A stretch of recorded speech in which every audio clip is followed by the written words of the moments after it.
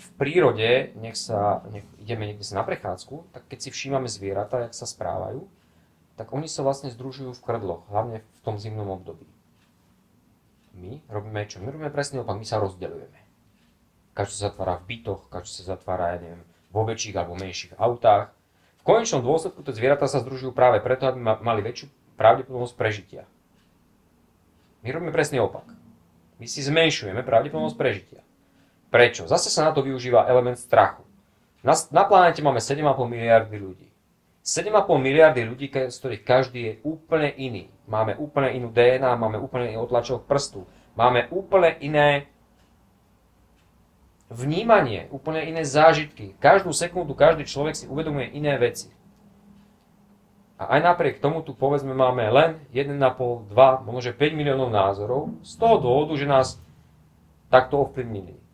Či sa nám to páči, alebo nepáči. Cirkvi, rodičia, sekty, politické strany. Ale to je stále málo oproti kapacite, ktorú máme. Keď si predstavíme úplne jednoduchú logiku, že nám raz ako ľudstvu alebo tejto planete bude hroziť zánik, čo je väčšia pravdepodobnosť prežitia?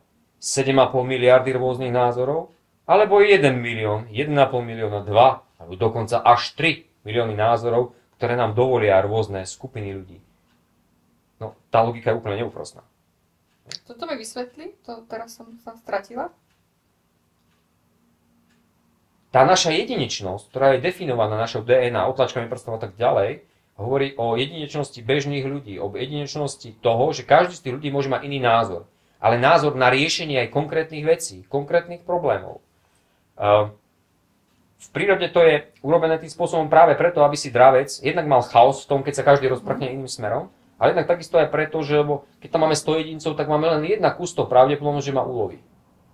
V našom svete sa na to dívame jednoducho, teda máme všetci rovnaký názor, lebo Ježko Maroško má názor teda to, že jeho manželka je úplne úžasná a ja na to nemôžem povedať žiadny svoj názor, pretože sa ho bojím. Ja mu to nepoviem, šéfovi to. Nepoviem mu svoj názor, presne, nepoviem mu svoj názor, lebo by som mohol prísť o prácu. To znamená, my nerobíme veci preto, aby sme reálne zvyšovali svoju pravdepodobnosť prežitia, ale práve naopak. A to je to, čo my vlastne v podstate ako ľudstvo potláčame, to, na čo sme tu vlastne